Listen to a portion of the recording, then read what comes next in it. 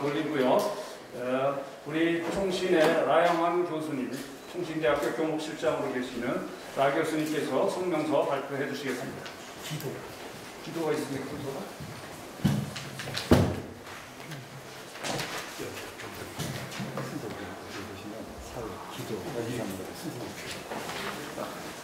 죄송합니다. 라 교수님이 내가 발표한다고 해서 그게 시작인 줄 알고. 멘트를 다시 처음부터 다시 하세요. 네, 쑥스럽네요. 다시 한다. 마이크 시스템이 안 좋아서 양해하시고 다시 시작하겠습니다. 지금부터 독소 조항이 포함된 포괄적 차별금지법 입법 반대 성명서 발표 및 기자회견을 갖도록 하겠습니다. 고려신학대학원 원장이신 최승락 교수님 기도해 주시겠습니다. 자비로우신 아버지 하나님, 오늘 우리가 차별금지법 입법 반대를 위하여 한 마음과 한 뜻이 되어서 이 자리에 모였습니다. 주님께서 우리와 함께하여 주시옵소서. 우리가 주의 이름으로 일어서 주님께서 우리를 위하여 일어서 주시옵소서. 이 나쁜 법이 개정되지 못하게 하여 주시옵소서.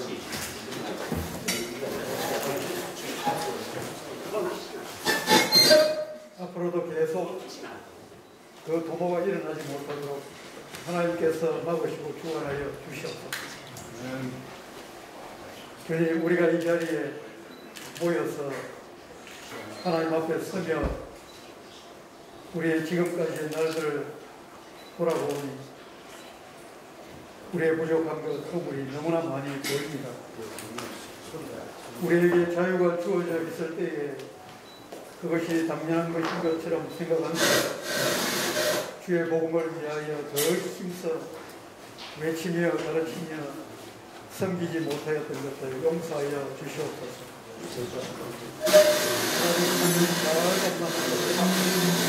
주의 이름으로 일에 힘쓰지 못하였던 것을 용서하여 주시옵소서. 사회적으로 약한 사람들, 약한 이웃들 보듬어 주며 더 따뜻하게 살피지 못하고 함께 울며 웃으며 동반하기보다 오히려 군림하기를 좋아하고 홀로 누리기를 좋아했던 우리의 허물을 용서하여 주시옵소서. 자비로우신 주님, 교회의 본분을 바르게 찾으며 회복하게 하여 주시옵소서. 우리에게 아직도 자유가 있을 때에 이 자유를 통하여 주의 말씀과 주의 나라와 주의 복음을 위하여 더 힘써 외치며 가르치며 살아내는 귀한 우리의 본분을 잘 감당해 나아갈 수 있게 하여 주시옵소서. 그리함으로 하나님의 이름의 아름다우신 그 나라의 영광을 더욱 현망하게 펼쳐나가는 우리의 걸음걸음 되게 하여 주시옵소서. 자비로우신 주님, 우리가 할 수 있는 것 너무나 작고 부족하며 보잘것없는 것일 뿐입니다. 하나님께서 친히 손을 드셔서 주의 말씀과 그 나라의 행진을 방해하였던 모든 것을 다 물리치신 것처럼 이제도 오셔서 동일하게 역사하여 주시옵소서. 우리가 여기 있습니다. 작은 외침이지만 주께서 받으셔서 주의 우레 같은 목소리로 사용하여 주시옵소서. 우리 주 예수 그리스도의 이름으로 기도합니다. 아멘. 예, 이 시간에는 청신대학교 총장이신 이재서 교수님께서 인사 말씀 있으시겠습니다. 마이크죠. 답변이 되십니다. 제가 잠깐 일어서서 인사를 드리겠습니다.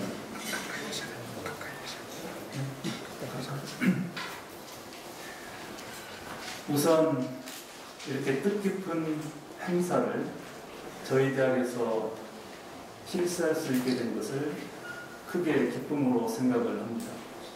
준비해 오신 여러 교수님들, 여러 신학교에 계시는 교수님들 감사의 말씀을 드리고 싶습니다. 좀 떼어진 감이 듭니다. 이런 행사가 우리의 이런 분명한 입장이 좀 더 빨리 세상에 표명됐더라면 얼마나 좋았을까 하는 생각을 해봅니다. 어쨌든 오늘이라도 우리 하나된 모든 우리 신학대학들의 확실한 입장과 또 저희들이 왜 이 포괄적 차별금지법이 문제가 있고 왜 어떤 것들이 독소인 것을 세상에 확실하게 알려서 모든 사람들이 우리 입장을 이해하고 또 거기에 동의할 수 있도록 그렇게 했으면 좋겠습니다. 가끔 사람들은 우리 기독교인들이 속이 좁아서 그것 좀 허용 못하고 왜 그렇게 특정 대상에 대해서 그렇게 차별적으로 말들을 하냐는 이야기를 들은 바가 있습니다. 그러나 오늘 여러 교수님들께서 발표하실 내용을 들어보신다면 그리고 저희들이 한 마음으로 작성한 이 성명서만 잘 보셔도 우리가 왜 그렇게 큰 목소리로 이 차별금지법, 포괄적 차별금지법을 이렇게 위험스럽게 생각하고 반대하는가를 이해할 수 있으리라고 생각을 합니다. 우리는 창조주 하나님 믿습니다. 하나님께서 우주 만물 그리고 인간을 창조하시고 인간이 어떤 규범으로 세상에 존재해야 될 것을 확실하게 성경에 기록해 놓고 있습니다. 남자와 여자가 하나의 가정을 이루고 생육하여 번성해야 될 책임이 우리 모든 성도들에게 아니 모든 인류에게 있는 것이고 그것을 우리는 그대로 지키기를 바라고 그 가치와 규범이 우리 기독교의 본질이라는 것을 말씀을 드리고 싶습니다. 아무튼 와주신 여러 기자님들께서 우리의 이러한 확실한 입장을 잘 좀 세상에 전달해 주셔서 기독교에 저희들의 그토록 간절하게 소원한 것들이 반드시 달성될 수 있도록 힘써주시면 고맙겠습니다. 다시 한번 감사드리고 이런 기회를 주신 모든 교수님들께 고맙다는 인사를 드리겠습니다. 감사합니다. 네, 이 시간에는 학성신학대학원대학교 선장이신 김학규 교수님 말씀 주시겠습니다. 네, 오늘 바쁘신 가운데서 이렇게 모여주신 기자님들 그리고 교수님들, 목회자들 감사의 말씀드립니다. 사실 어떤 종교보다도 우리 기독교는 인권을 귀히 여기고 그 사람이 가난하든 장애가 있든 어떤 문제를 가지고 있어도 우리 기독교인들은 끝까지 그 한 인간을 하나님의 형상 담은 인간을 사랑하고 포용하는 종교라고 생각합니다. 저희가 위험하게 생각하는 것은 포괄적 금지법에 포함된 몇몇 독소 조항 때문에 이러한 집회를 갖게 됐고요. 인권 자체를 거부하거나 또 동성애자 자체도 저희가 한 인간으로서 예수 그리스도의 마음으로 사랑하고 품는 것을 부인하거나 거부하지는 않습니다. 단지 저희가 문제를 삼는 것은 그 소위 포괄적이라는 이름 하에 포함된 독소자들이 생각보다 많다.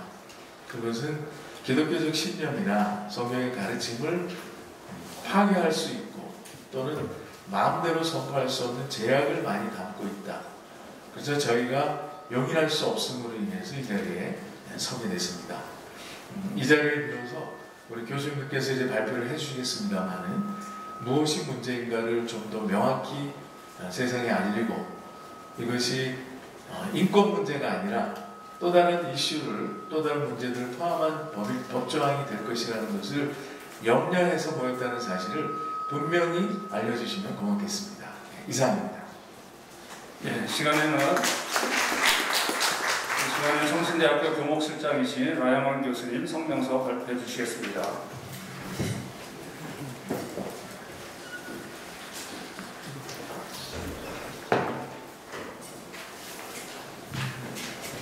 성명서 낭독하겠습니다. 독소정을 포함하고 있는 포괄적 차별금지법 입법반대 성명서. 우리는 현재 일부에서 입법화를 시도하는 소위 포괄적 차별금지법이 계시된 하나님의 말씀인 성경에 근거한 건전한 신학교육과 교회의 진리 선포를 심각하게 방해하는 독소 조항을 포함하고 있기에 이 입법을 강력히 반대한다. 1. 우리는 장애인, 외국인 노동자, 노약자 등이 우리와 동등하게 하나님의 형상대로 지음받았음을 믿고 그들의 인권을 존중하며 어떤 이유로도 그들이 사회적 기회에 있어서 차별받는 것을 반대한다. 2.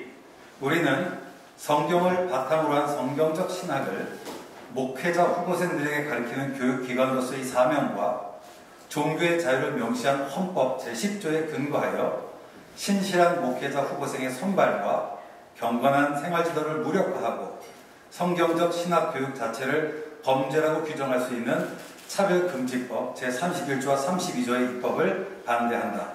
3.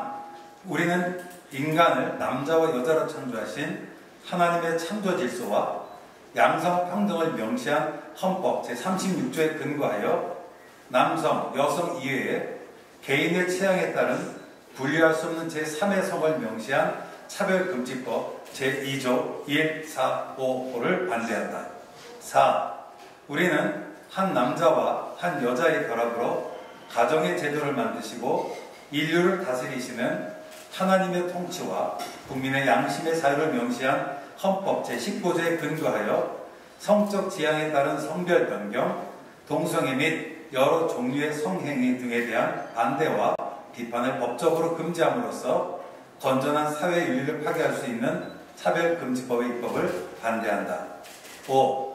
우리는 성경 말씀에 근거하여 동성애가 영적으로 심각한 문제라고 판단하는 동시에 그 아들 예수님을 보내주셔서 십자가에 죽게 하심으로 용서의 길을 여신 하나님의 사랑과 구속에 의하여 영적으로 어떤 죄를 범한 사람이라도 회개하여 새 사람이 되는 길이 있음을 믿으며 교회는 이와 같이 회개하는 사람들로 구성된 갱신의 공동체임을 천명한다.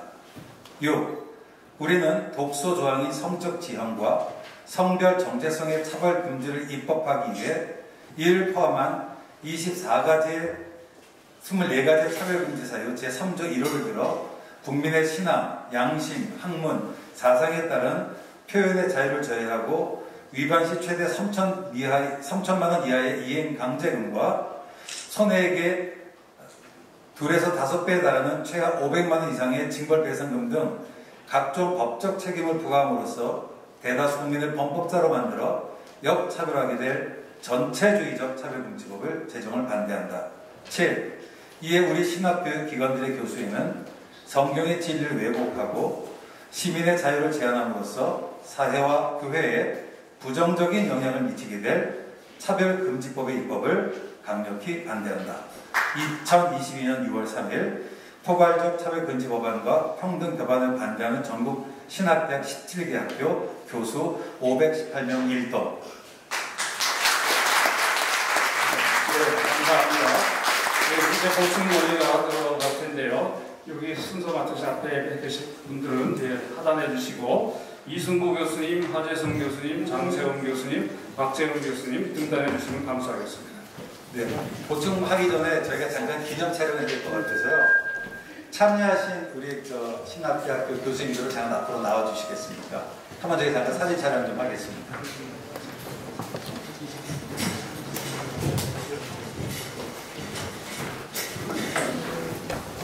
먼저 앞에 앉으실 겁니다. 예, 총장님들 요 앞으로 쓰시죠. 교수님들 다 앞으로 나와 주시기 바랍니다. 전부 다 교수님들은 다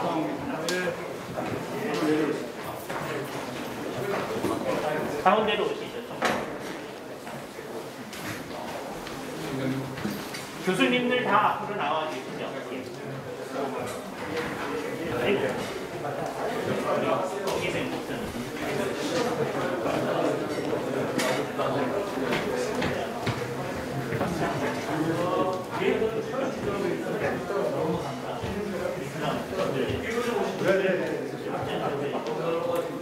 이거 치울게요. 이거 치울게요. 포토라인 찍힐게요. 라인 찍힐게요. 이쪽 라인에서 이쪽 라인을 만들어주면 예, 라인 만드세요. 라인 만드세요. 여기 좀 내려주십시오. 내려주시고요. 이쪽으로 내려오십시오. 이쪽으로 내려오시고, 네. 그 옆에까지 하시진 않는데.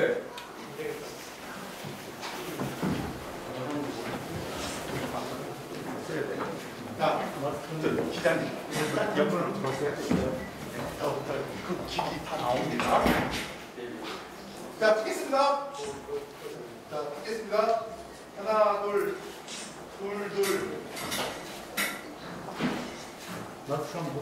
네. 사진 언론에 나갑니다. 자, 하나, 둘. 파이팅이라고 이렇게 제스처가 있어요. 그다음, 자, 주먹 쥐시고, 예. 자, 주먹 쥐시고, 오른손을 쥐고, 오른손 쥐시고. 사랑을 해야 돼. 자, 사랑으로. 전사에. 그러니까 예, 사람이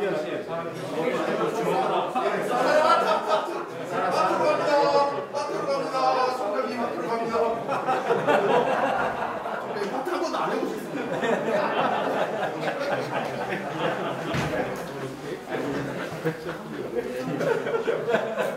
자, 가겠습니다. 하나, 둘.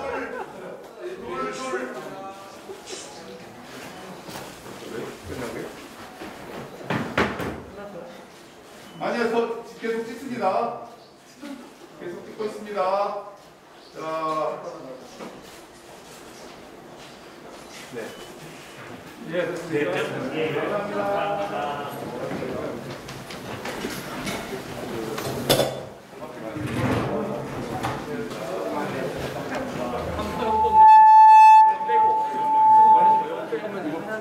하는 것만은? 그 마이크 저쪽 가면 되세요.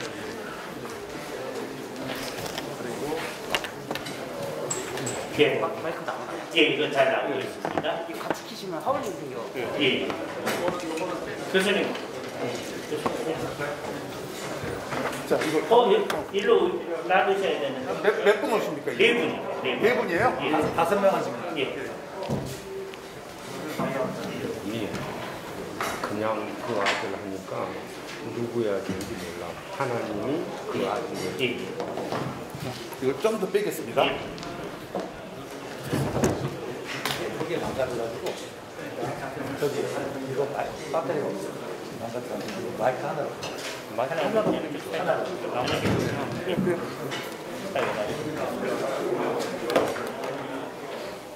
자, 이제 보충 논의를 시작하겠습니다. 먼저 첫 번째로 합동신학대학원대학교 조직신학 교수이신 이승 교수님께서 포괄적 차별금지법안 특별히 장애인위원회 발의에 대한 논의를 발표해 주시겠습니다. 예, 안녕하세요. 합동신학대학원대학교 이승 교수입니다. 지금 이제 포괄적 차별금지법, 그러면 장혜원 의원이 대표 발의한 그 법안이 발의되려면 국회의원 10명이 이제 서명을 해야 되거든요. 그래서 발의한 안이 있고, 그다음에 이상민 의원이 발의한 안이 있습니다. 그건 일반적으로 평등법이라고 얘기합니다. 제가 장혜원 의원 안을 중심으로 얘기를 할 거예요. 다음에 이따가 박재현 교수님께서 이상민 의원이 발의한 안의 문제점을 말씀드릴 겁니다. 근데 기본적으로 두 의안이 내용은 거의 같습니다. 그래서 그렇게 생각이 드는데 제일 커다란 문제는 뭐냐면 이 법안을 이제 우리가 받아들이게 되면 이 법안이 대한민국의 법이 되면 이것에 근거해서 대한민국의 모든 법들을 이에 맞게 계속해서 고쳐야 되는 것처럼 되어져 있습니다. 두 법안 다 그렇게 되어 있습니다. 그러니까 인간의 모든 문제를 이것이 기본법이 되어져서 5년마다 계속 우리가 얼마나 이것을 했는지를 점검하는 안으로 되어져 있어요. 그게 가장 심각한 문제입니다.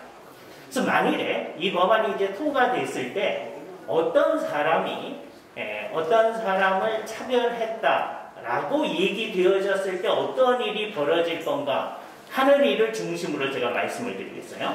첫 번째는 이제 어떤 일이 있느냐 하면 자기 자신이 성적 지향, 성별 정체성으로 인해서 차별을 받았다고 했을 때, 즉 성적 차별 행위의 피해자가 된다고 했을 때 그 사람은 국가인권위원회에 진정을 제기하게 됩니다. 그렇게 되면 두 번째, 국가인권위원회는 이에 대해서 직권으로 시정명령을 할 수 있게 되어졌습니다. 그렇죠? 그렇게 하지 말아라 라고 얘기를 하는 거죠. 그런데 그것이 이 시정명령이 주어지게 되면 어떻게 되어지느냐, 결국은 동성애나 양성애가 다 잘못되어졌다는 생각 자체가 차별을 금지하는 주장이 되어진다라고 생각을 하는 거예요. 그러니까 결국은 이것이 잘못되어졌다고 얘기하는 것은 전부 다 시정 대상이 되어지는 겁니다. 그러면 신학교를 비롯해서 모든 기독교 학교에서도 이런 시정 대상이 되지 않으려면 동성애도 괜찮고 양성애도 다 괜찮다고 얘기해야 되는 상황이 있게 되어집니다. 그런데 만일에 시정 권고를 받은 자가 정당한 사유 없이 권고를 이행하지 아니하는 경우에는 시정명령을 불이행했다는 근거하에 3천만 원 이하의 이행강제금을 부과할 수 있도록 되어져 있습니다. 이게 장혜원 의원안이 그렇게 되어져 있어요. 3천만 원 이하의 강제 부과금은 계속적으로 부과되어질 수 있게 되어졌습니다. 이상민 의원 안에는 그것을 3천만 원이라고는 얘기 안 했습니다. 그러나 어떻게 했느냐 하면 35조 1항에 본안 발견 전까지 차별의 중지 등을 명하는 임시 조치를 할 수 있고, 만일에 이행하지 아니할 때에는 지연기간에 상응하여 일정한 배상을 하도록 명시할 수 있다라고 하면서 민사집행법 261조를 준용한다라고 얘기했어요. 그래서 이상민 의원의 법안에는 3천만 원 얘기는 없습니다. 그러나 내용은 같다라고 얘기해요. 그죠? 그렇게 되면 이제 다 끝난 게 아니고 위원회가 어떻게 하느냐면 차별행위로 인정된 사건 중에 피진정인이 위원회의 결정에 불응하고 사안이 중대하다고 판단하는 경우에는 당해 사건에 대한 소송을 지원하도록 되어 있습니다. 그러면 인권위원회가 이 소송의 비용을 다 대주는 게 되어지는 거죠. 그리고 초이 차별 가해자는 자신의 모든 소송 비용을 감당해야 하는 것으로 되어 있습니다. 그래서 이 소송이 이루어지면 법원이 피해자의 청구에 따라 차별의 중지 등 그 시의정을 위한 적극적 조치 및 손해배상 등의 판결을 할 수 있도록 한다라고 장혜원 의원안의 50조에 되어 있고, 앞서 언급한 이행강제금뿐만 아니라 후에 법원이 다른 법과 특히 이 법안에서 근거하여 내릴 판단에 근거해서 손해배상금도 지원하도록 되어 있는데, 그 손해배상금은 최소한이 500만 원 이상이 되도록 되어 있습니다. 대개 손해액의 5배, 2배 이상 5배까지 하도록 되어 있다는 거죠. 그러면서 차별 행위를 한 자가 고의 또는 과실이 없음을 증명한 경우에는 하지 아니한다라고 되어 있는데, 그 증명해야 할 책임을 자기가 차별을 했다라고 말하는 그 사람 자신이 하도록 되어져 있습니다. 이게 이제 문제가 되니까 이상민 의원 안에 있어서는 이것을 나누어 놨습니다. 37조에 입증 책임의 배분이라고 되어 있어서 자기가 차별 행위를 당하였다고 하는 사람이 입증해야 한다라고 되어 있고, 다음에 차별 행위가 정당한 사유가 있었다는 것은 차별 행위가 있었다고 주장하는 자와의 상대편이, 즉 가해자가 입증해야 된다. 그래서 그 둘을 나눠놨어요. 이거는 여태까지 사람들이 이것을 강하게 반대하는 것에 대한 문제점을 잘 드러내기 위해서 이렇게 한 것입니다. 그래서 장혜원 의원 아니나 이상민 의원 아니나 가장 커다란 게 학교가 심각한 문제가 됩니다. 학교에서는 이게 이제 법안으로 통과되면 유치원서부터 신학교에 이르기까지 기독교 학교에서도 동성애가 잘못되어졌다는 얘기를 전혀 할 수 없게 되어졌고, 만일에 그렇게 얘기하게 되면 처벌을 받게 되어집니다. 교회는 그러지 아니한다고 홍보들을 많이 하는데요. 그것도 우리가 장담을 할 수 없습니다. 이것이 이제 되게 요즘 뭐 설교 같은 것이 온라인으로 다 있는데 온라인으로 나타나 있는 모든 것들이 일종의 광고 행위로 인정이 되기 때문에 그 광고 행위에 의해서 자기가 차별을 받았다고 할 경우에 인권위원회에 이제 소를 제시할 수 있고 인권위원회가 어떻게 판단할지 모를 것입니다.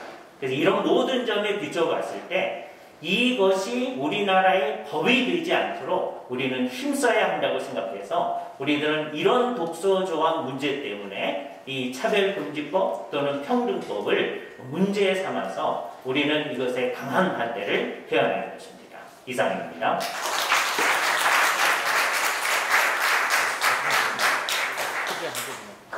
네, 고려신학대학원의 하재성 교수입니다. 저는 기독교 상담학 관점에서 포괄적 차별금지법 문제를 제기하고자 합니다. 첫 번째, 우리 기독교 상담은 바른 돌봄과 진리를 지향하고 있습니다. 기독교 상담의 출발점은 성경에 게시된 상담의 근원 되시는 보혜사 성령님의 역할이라고 할 수 있는데 그 두 가지 대표적인 역할은 동행과 위로와 더불어서 죄를 책망하시고 영혼을 진리로 인도하시는 그런 성령님의 역할을 우리 기독교 상담이 수행한다고 생각을 하고 있습니다. 기독교 상담적 관점에서 모든 사람이 차별을 받아서 안 된다는 것, 또 교회가 공의를 따라서 세상의 불의를 감찰하고 그리고 사회적 공의를 실현하도록 노력하는 것은 실천신학 그리고 우리 목회상담, 기독교 상담의 마땅한 도리라고 생각을 합니다. 그렇지만 이 포괄적 차별금지법은 성경적으로 잘못된 영적인 행위를 우리가 분별할 때 그것을 마치 악의적인 차별 행위인 것처럼 또 고의적이고 지속적인 차별 행위로 간주함으로써 처벌하고자 하는, 그래서 올바른 영혼 돌봄을 무력화하는 그런 잘못된 법이라고 이야기할 수 있겠습니다. 하나님께서는 남자와 여자를 창조하셨고 또 남자와 여자의 결합으로 가정 제도를 세우셔서 바른 인류의 번영을 이렇게 약속을 하시고 또 기대를 하시는데 그 모든 그 차별금지법들의 내용들 가운데는 이런 성적 취향의 위험성을 말할 수 있는 자유 자체를 박탈하게 함으로써 기독교 상담이 지향하는 인간관, 가정관, 사회관을 근본적으로 위협한다고 이야기할 수 있겠습니다. 두 번째 차별금지법은 하나님의 창조와 통치와 구속을 제한한다고 할 수 있는데 일찍이 시카고 대학교의 단 브라우닝이라고 하는 기독교 윤리학 또 목회 상담학 교수는 이런 동성애 지지자들이 하나님에 대한 세 가지의 메타포, 즉 창조자, 통치자, 구속자 가운데 창조자, 통치자의 메타포는 제외해버리고 오직 사랑으로 용서만 하는 그런 구속자 기능의 하나님만 이렇게 지지한다고 그렇게 지적을 하였습니다. 기독교 상담은 하나님이 창조자이시고 그리고 지금도 남녀 가정을 통하여 세상을 통치하시는 통치자이실 뿐만 아니라 모든 죄에서 우리를 구속하시는 구속자이심을 바르게 균형을 잡고 또 하나님에 대하여 바른 신앙에 근거해서 사람을 상담하고 가정을 회복해야 될 사명을 가지고 있습니다. 마지막 세 번째, 차별금지법은 성경적인 영혼 돌봄과 자녀 양육을 근본적으로 막는 악법이라고 생각합니다. 제가 읽어가도록 하겠습니다. 동성애에 대한 많은 연구들은 인문과학에 기대어 상황적 차원의 분석에 의존하면서 성경적 가르침은 제외시키고 사회적 기준을 근거로 법을 제정하여 동성애를 비롯한 다양한 성에 대해 관용하려고 합니다. 기독교 상담 입장에서 볼 때 근본적으로 기독교적 신관 자체를 왜곡하고 전통적인 가정제도의 엄숙한 언약을 억압의 세력으로 간주하며 오직 동성애에 대한 관용과 반대자에 대한 엄격한 처벌만 강조하는 포괄적 차별금지법의 제정이 오히려 편파적이고 선별적이라는 것을 우리가 이야기하고 싶습니다. 기독교 상담가 입장에서 동성애자들의 시민으로서의 권리는 인정하지만 그들의 행위에 대한 무조건적인 허용과 법적인 제도화는 사랑의 본질인 정의의 원칙을 배제하는 것입니다. 기독교 상담이 고통받는 영혼을 공감하고 돌보는 역할을 하지만 동시에 상담의 시작이신 보혜사 성령님을 본받아 내담자들을 진리이신 예수 그리스도에게 안내해야 할 임무를 가지고 있는데 성경을 기준으로 하는 기독교 진리가 현재적 상황과 등가의 대칭물이 될 수 없으므로 현실이 아니라 하나님의 약속의 말씀이 현재 경험을 어떻게 이해할 것인가를 결정해야 할 것입니다. 기독교 상담이 현실에서의 불평등과 불의를 간과해서는 안 되지만 동시에 하나님 말씀을 공개적으로 무시하며 동성애자들을 위해 성경을 다 고치며 일부 인간을 하나님보다 더 중요하게 여기는 법을 시민 생활을 위한 법이라며 제정하려는 모든 시도와 의도는 그 자체가 고의적인 영적인 범죄라고 이야기할 수 있겠습니다. 그렉 반슨의 말처럼 동성애는 어느 맥락에서든지 항상 비도덕적이며 이성애자들이 결혼 이외의 관계에 대한 음욕으로 악해진다면 동성애적 행위는 그 자체가 영림으로 악한 것입니다. 기독교 신앙과 동성애 인권은 이런 면에서 공존할 수 없다고 이야기할 수 있겠습니다. 무엇보다도 차별금지법은 동성애적 성적 취향을 가진 이들의 변화 가능성을 법적 권리 보장이라는 방법으로 차단함으로써 그들의 영혼을 보호하기보다 오히려 위험에 빠뜨리고 있습니다. 이 법은 다른 어떤 사람들보다 정신 건강의 위험도가 높고 자살 가능성이 큰 게이, 레즈비언, 양성애자 등의 내적 문제를 사회 구조적 문제로 치환함으로써 전통적인 기독교의 진정한 영혼 돌봄과 영혼 사랑의 길을 방해하고 있습니다. 기독교 상담은 동성애적 욕구가 아니라 하나님의 진리, 동성애적 욕구가 하나님의 진리보다 우선이 될 수 없으며 동성애 인권을 지지하고 참여하는 예배가 참된 예배일 수 없고 차별금지법이 동성애적 욕구를 가진 영혼을 참으로 자유롭게 할 수 없음을 분명히 말할 수 있겠습니다. 그 대신 다른 모든 영적인 죄와 마찬가지로 동성애적 욕구를 가진 사람도 죄에 물든 인성에 스며든 성적 무질서의 한 형태인 자신의 욕구를 하나님 앞에 내려놓고 양심에 반하는 합리화 및 제도화의 노력을 멈추고 성적 열망으로 인한 불완전함과 혼란을 하나님께 온전히 맡김으로써 그들의 짐을 대신 져주시는 예수 그리스도 안에서 비로소 차별 없이 참된 사랑과 소망을 발견하게 될 것을 말씀드립니다. 이상입니다. 감사합니다.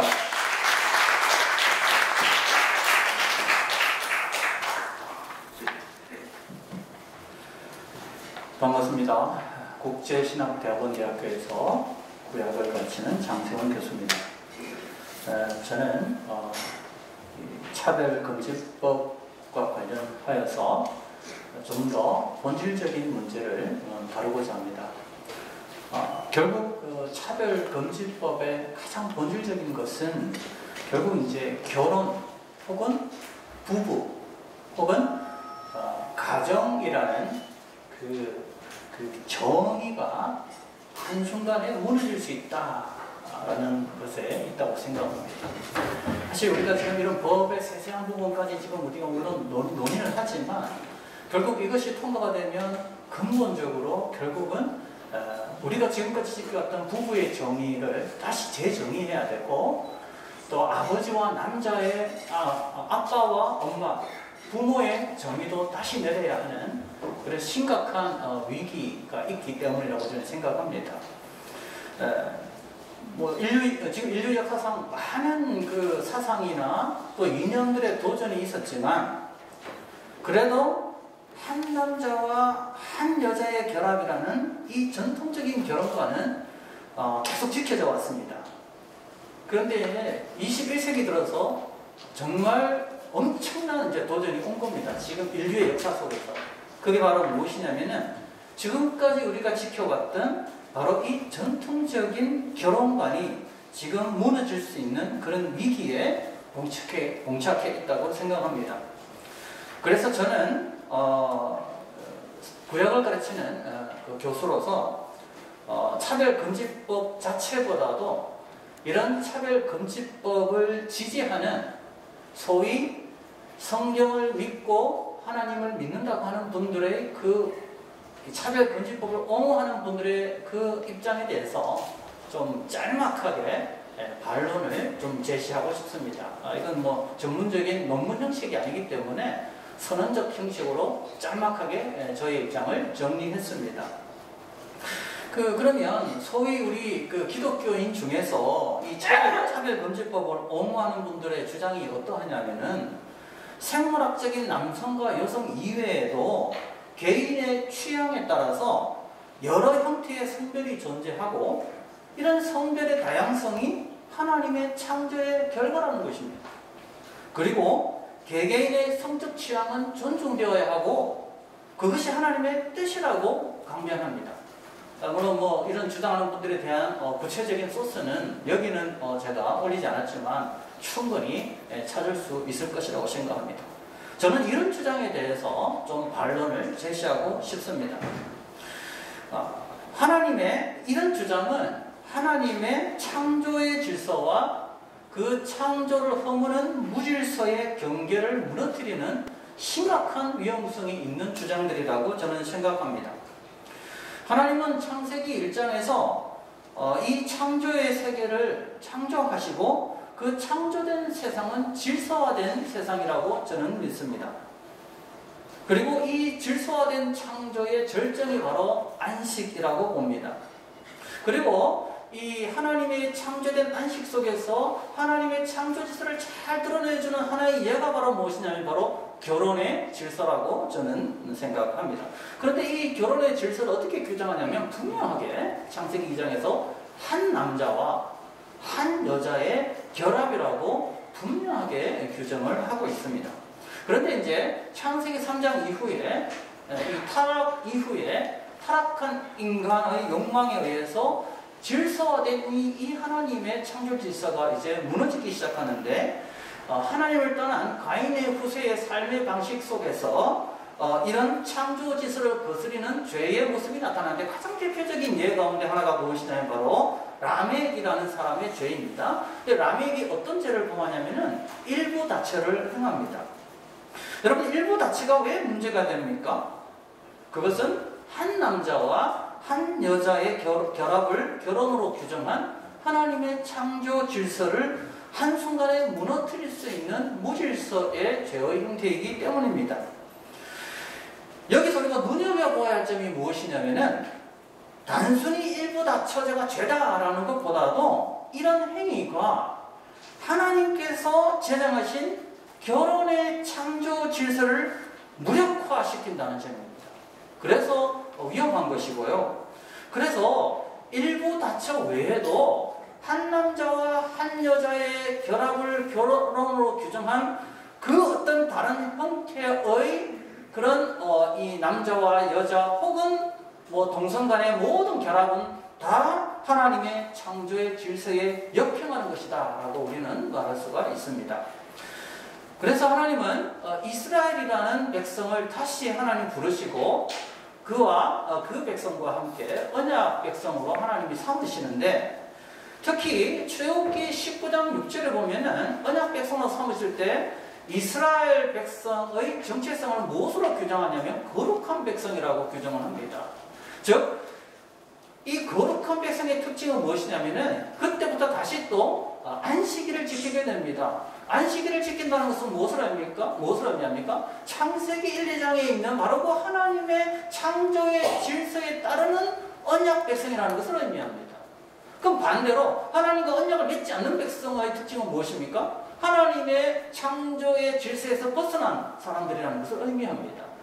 그래서 이제 앞으로 이스라엘 백성들이 언약 백성으로 살아간다는 것은 하나님의 이 창조의 질서를 따라간다는 것을 의미하고 그래서 내가 거룩하니 너희도 거룩하라는 레위기의 이 말씀 속에 이스라엘 백성들이 하나님을 믿지 않는 무질서의 백성들과 어떤 참여성을 가져야 하는가를 나타내주는 삶의 방식이 레위기에 나타나는데 특별히 거기에 레위기 18장에 보면 성윤리가 구체적으로 거기에 포함이 됩니다.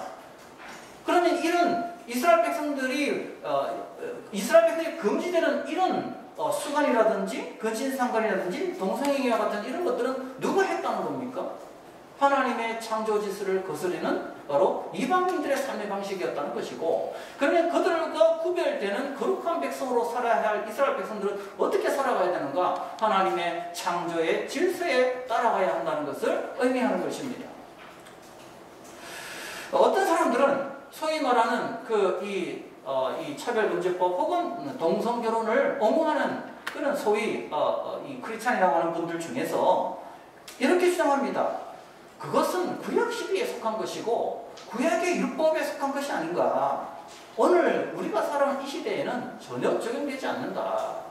아니 구약에 그렇게 동성애하는 사람들은 그러면 죽여야 하는데 오늘 우리가 그런 사람들을 죽여야 하는 것인가? 이렇게 반문을 합니다. 저는 개인적으로 정말 엄격한 그런 신율주의적 관점에 근거해서 구약율법을 엄격하게 문자적으로 해석하는 것은 저는 온당하지 않다고 생각합니다. 우리는 구약 시대에 속해 있지 않고 예수 그리스도의 성취의 관점에서 보면 구약의 계명의 형식을 모두 엄격하게 준행하는 것은 그것은 잘못된 것이라 저는 생각합니다.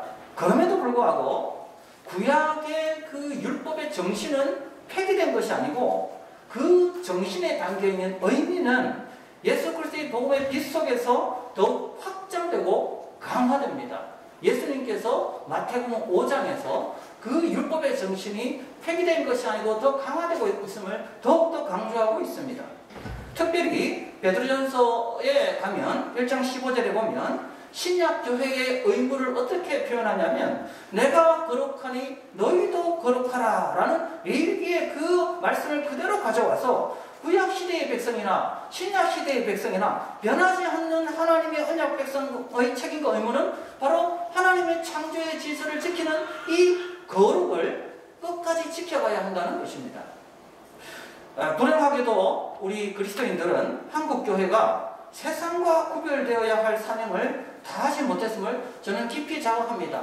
특별히 동성애를 반대하고 동성결혼을 반대하는 교회가 교회 안에 일어나는 그런 성폭력의 문제라든지 또는 그런 하나님이 금지하시는 그런 잘못된 그런 성적 타락에 대해서 좀 더 강하게 목소리를 내지 못한 부분이 있다면 우리는 이 부분에 대해서 자상해야 된다고 저는 생각합니다.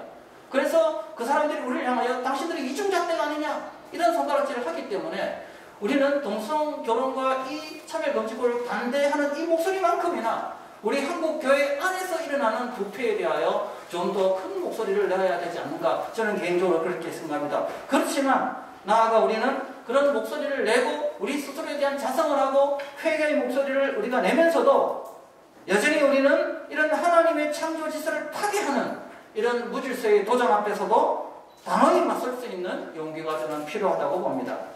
지금 한국교회는 혼돈의 바다에서 올라오는 첫 번째 짓은 다니엘서 7장 4절을 보면 광풍이 불어닥치는 그 바다에서 짐승이 올라오는데 그 짐승의 모습이 사자와 같기도 하고 독수리와 같기도 하고 인간의 모습과 인간의 마음을 가지고 있는 이 경계가 모호한 이 짐승이 바로 하나님의 창조 질서를 대항하는 악의 세력의 모습인데 오늘 이 시대에 하나님의 창조 질서를 대항하는 이 혼돈의 세력들이 저는 한국교회를 향하여 계속해서 도전해 온다고 생각하고 있습니다. 그래서 저희들은 이럴 때에 교회가 한 목소리로 마음을 모아서 하나님의 창조 질서와 그 율법의 정신을 온전히 개성하고 작금의 위기를 극복하고 성경의 결혼 제도를 아름답게 지켜나감으로써 거룩한 언약 백성으로서의 사명을 충실히 감당해 나가기를 간절히 바랍니다. 이상입니다.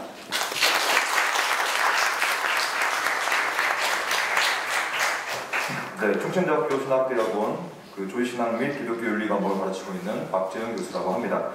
저는 오늘 이상민 의원이 대표 발의한 평등에 관한 법률안에 대한 기독교 윤리학적 비평을 좀 해보려고 합니다. 신학을 연구하는 방식 중에 하나가 1차 자료를 충실히 읽고 객관적으로 그것을 비평하는 것인데요. 제가 이번에 하면서 제 1차 자료가 평등에 관한 법률안이었고 이것을 객관적으로 좀 10번 이상 한번 읽어봤습니다. 읽어본 결과 문제가 있는 지점들이 분명히 발견되었기 때문에 제가 오늘 좀 발제를 하려고 합니다. 하지만 오해하지 말아야 될 것은 뭐냐면 유인물 29페이지에 보면 중간에 보면 제가 비판하지 않는 것, 즉 동의하는 것을 먼저 짚고 넘어가도록 하겠습니다. 저는 대한민국 헌법이 주장하고 있고 이 법률안이 주장하고 있는 정치, 경제, 사회 모든 분야에서 기회를 균등히 해야 된다. 이 부분에 대해서는 저는 적극 동의합니다. 두 번째, 모든 국민은 인간으로서의 존엄과 가치를 지닌다는 인간성 존중에 대해서도 저는 적극 동의합니다. 즉 비판하지 않습니다. 그리고 대한민국 헌법 11조 1항이 말하고 있는 법 앞의 평등에 대해서도 저는 동의하며 비판하지 않습니다. 이것을 제가 비판한다고 시작하면 모든 논의가 무너지기 때문에 이 지점을 정확히 하고 시작했으면 좋겠습니다. 하지만 제가 비판하고 싶은 건 뭐냐면 2-1번에 보시면 기회 균등, 인간성 존중 법화에서의 평등, 이 모든 것들이 지나치게 자의적으로 형성되어 있다라는 부분을 저는 비판하려고 한 것입니다. 두 번째는 이러한 세 가지 가치관 가운데 있는 긍정적인 수사 뒤에 숨어있는 독소조항, 악법적인 가치를 비판하려고 하는 것입니다. 세 번째로는 저는 기독교 윤리학을 가르치고 있기 때문에 이 앵글로 봤을 때 이것은 도저히 안 되겠다, 용인이 안 되겠다 싶은 성경적인 근거의 토대로 비판을 하려고 하는 것입니다. 그러므로 제가 오늘 하려고 하는 이 비평은 차별금지법이 모든 것을 차별하지 말자라는 것이라면 제가 오늘 말씀드릴 제 논조와 논지도 차별의 대상이 돼서는 안 된다라는 것으로 논리적 일관성을 지켰으면 좋을 것 같습니다. 30페이지에 보시면 제가 읽으면서 이것들은 좀 큰 문제가 될 것 같다라는 것들을 좀 하나씩 뽑아왔습니다. 첫 번째는 소위 평등을 세운다는 명목 하에 기존의 유의미한 가치들을 전복시키는 행위가 이 법률안 안에 많이 있음을 발견했습니다. 예를 들면 이 법안의 1장 3조에 보시면 여성, 남성, 그 외에 분류하기 어려운 성이라는 표현이 등장하고 있습니다. 저는 이것을 읽자마자 과연 이것이 무엇인가? 분류하기 어려운 성이란 건 무엇인가에 대해서 궁금해서 해외 논문들을 다 찾아봤습니다. 각주 3번에 있습니다. 즉, 그것은 뭐냐면 트랜스젠더, 안드로진, 그러니까 이 성을 혼성으로 보는 것, 남녀 성 모두 다 거부하는 뉴트로이스, 아예 모든 것을 거부하는 에이젠더, 성적 전체성에 대한 관념이 없는 젠더리스, 뭐 이런 거예요. 다 바이젠더, 트라이젠더, 퀘스처닝, 나는 과연 내가 남자인지 여자인지 모르겠다라고 하는 퀘스처닝, 그러니까 이러한 것들을 표현합니다. 그러니까 이런 것들이 소위 합법화돼버리면 아까 장세영 교수님 말씀하신 것처럼 저는 기본적인 결혼관, 그러니까 유의미한 전통적인 결혼관, 가정관, 부모관들이 심각하게 합법적인 옷을 다 입고 전복된다고 생각합니다. 두 번째는 성적 지향성에 대한 문제입니다. 성적 지향, 성별 정체성, 어떤 이유로도 차별받지 아니한다라고 하면서 성적 지향에 대한 차별성을 거부하고 있습니다. 근데 이 성적 지향이라는 것이 우리가 늘 알고 있는 동성애, 양성애, 다자성애가 가장 옹골한 형식의 성적 지향이고, 제가 이번에 다시 연구를 찾아보니까 참으로 별게 많더라고요. 그러니까 거의 수백 가지 이상의 성적 지향들이 존재합니다. 각주 4번에 보시면 이 뭐 처음 들어보는 표현들인데 아크로필리아, 아크로토필리아, 베스코필리아, 카타젤로필리아, 뭐 다크나로필리아, 이게 다 이상적인 성적 지향을 뜻합니다. 그러니까 이런 것들은 결국에는 포스트 모던 사회의 급습이죠. 모든 성적 지향들을 상대화시키고 다각화시키고 해체화시켜서 이런 것들은 아무리 생각해도 가정, 사회, 국가, 근본 토대를 무너뜨려서 성적인 방종으로 우리를 이끌지 않을까라는 생각이 들었습니다. 31페이지. 가족 형태도 마찬가지입니다. 가족 형태도 어떤 사회도 차별받지 아니하고, 물론 정상가족, 비정상가족 사이의 구별이 모호해지고 있는 건 맞습니다. 그럼에도 불구하고 비혼가정, 대리모, 부모가정, 남남 커플, 여 커플, 동성애 커플, 미혼모 가정, 미혼부 가정, 이런 모든 것들이 소위 차별금지법이라는 날개를 달고 합법화되어질 때 많은 전통적인 시각들이 무너지지 않을까라는 큰 우려를 저는 가지게 되었습니다. 그리고 두 번째, 법률안 자체가 갖고 있는 애매모호한 표현들이 좀 있었습니다. 예를 들면 괴롭힘이라는 것, 즉 만약에 내가 괴롭힘을 당했다고 느끼면 이것은 차별금지의 법을 어긴 거기 때문에 좀 이따 볼 엄청난 배상을 물어야 됩니다. 징벌적 배상입니다. 이거는 굉장히 자의적인 것이고, 내가 느끼면 주관주의에 근거하여 온갖 종류의 소송 고발이 난무하게 될 것이기 때문에 큰 문제라고 생각하고, 저는 오히려 이 2번 고용 문제에 좀 집중해 보려고 합니다. 이 고용 문제에 대해서는 나중에 제가 좀 더 볼 거고요. 3번 소수가 다수를 차별하는 역차별 문제가 분명히 생길 거라고 생각합니다. 물론 소수는 존중받아야 합니다. 옳고 바르게 대우받아야 합니다. 대한민국은 자유주의 국가이기 때문에 그렇습니다. 하지만 소수를 위한다고 해서 소수 때문에 또 다수가 역차별 받는 것은 옳지 않다라고 생각합니다. 만약에 이 법이 통과되면 세 가지의 가정적인 상황이 나올 수라고 생각합니다. 소위 분류하기 어려운 성을 존중한다는 명목하에 다수의 일반적인 남성성, 여성성이 역차별을 경험할 수 있다. 두 번째, 소위 소수의 성적 지향성을 존중한다는 명목하에 대부분이 갖고 있는 다수적인 성적 지향성이 차별을 경험할 수 있다. 세 번째로는 소수의 가족 형태와 가족 상황을 존중한다는 명목하에 다수의 일반적인 가족 형태와 가족 상황이 차별을 경험할 수 있게 되기 때문에 제 논지는 만약 소수도 차별을 받지 말아야 한다면 역논리로 다수도 당연히 차별을 받아서는 안 된다고 생각합니다. 4번 국민의 자유권 제한 문제. 이 법이 통과되면 이제는 어떠한 것도 문화, 체육, 오락 공급자는 어떠한 것에 대한 공급 이용해서 이런 것들을 배제해서는 안 된다는 거예요. 그럼 만약에 이거에 대해서 다른 생각을 가졌다면 그것을 방송 및 문화에서 얘기를 할 수 없게 되는 것이라고 저는 생각합니다. 그렇게 되면 더 큰 문제는 종교의 자유가 제한될 수 있다라고 생각합니다. 종교라는 것은 한 종교가 갖고 있는 경전, 캐논, 그 경전을 따라가서 신앙을 함께 해나가는 공동체인데 자유롭게 해야 되지 않습니까? 근데 만약에 이 법안이 통과되면 평등이라는 이름하에 종교가 가져야만 하는 신앙적인 독특성과 경전의 신학적 테두리가 무너지게 될 것이다 라는 생각이 들게 되는 것이죠. 5번은 좀 더 구제조치와 손해배상에 대한 문제인데요. 특별히 2번에 보시면 징벌적 배상입니다. 3배 이상 5배 이하에 해당하는 범위를 소위 주관적으로 내가 괴롭힘을 당했다고 생각하면 배상을 할 수밖에 없는 상황이 얼마든지 도래할 수 있기 때문에 문제가 된다고 생각합니다. 정리해보면요. 32페이지 마지막에 보시면 그러면 이 법안이 갖고 있는 실천적인 문제는 무엇인가? 저는 고용이 가장 큰 문제라고 생각해요. 고용. 이건 극단적인 가정이기도 한데요. 하지만 충분히 현실 가능합니다. 만약에 이 법안이 공표가 되면 제정되고 실행되면 일선 어린이집 교사 모집에 소위 페다필리아라고 하는 소아성애증을 가진 후보자가 지원을 합니다. 그러면 소위 차별을 받지 않은 채 어린이집 교사가 소아성애증을 가진 사람이 채용될 가능성이 있을 수 있는 거 아니겠습니까? 가정상황이지만 교회도 마찬가지입니다. 교회를 교육자를 초빙하는데 남성성, 여성성, 나는 제3의 성을 동시에 갖고 있습니다 라고 하는 트라이스젠더가 지원합니다.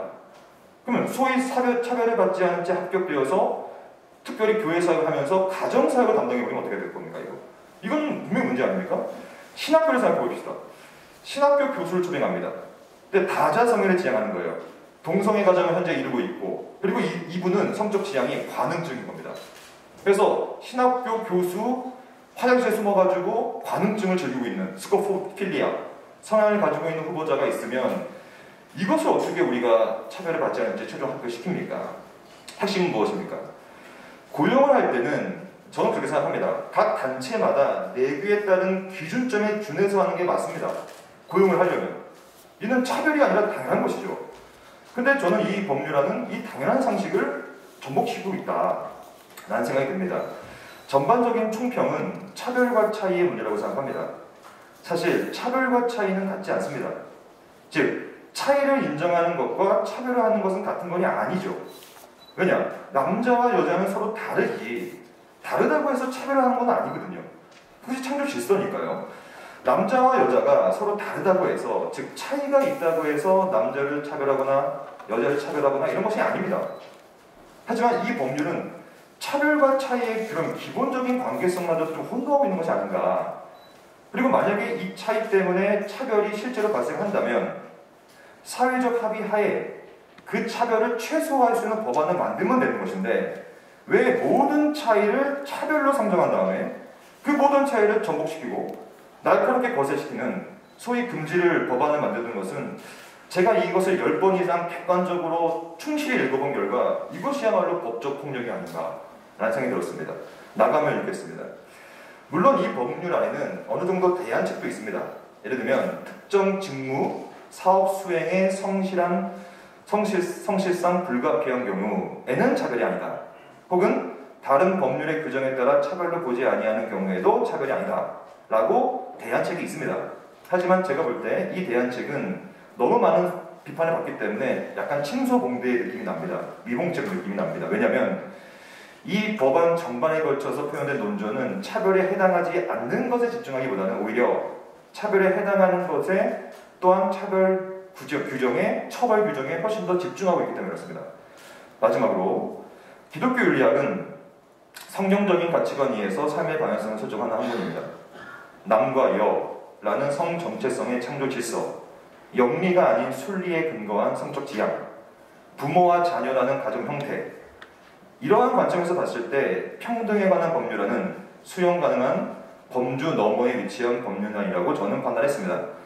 이 법률안은 그러므로 질서보다는 방종으로, 평등보다는 역차별로, 자유보다는 다수를 억압하는 것으로 우리를 이끌 것 또한 자명하다고 생각합니다. 마치겠습니다.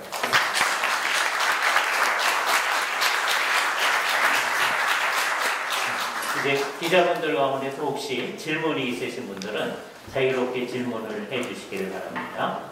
혹시 있으시면. 예. 없으신가요? 자유롭게. 기자분들 가운데서. 예. 여기 장신대학교로 되어 있는 게 장로의 신학대학을 말합니까? 아니면 다른? 예, 장로의 신학대학교의 교수님 가운데서 몇 분이 같이 해주셨습니다. 장신대가 예.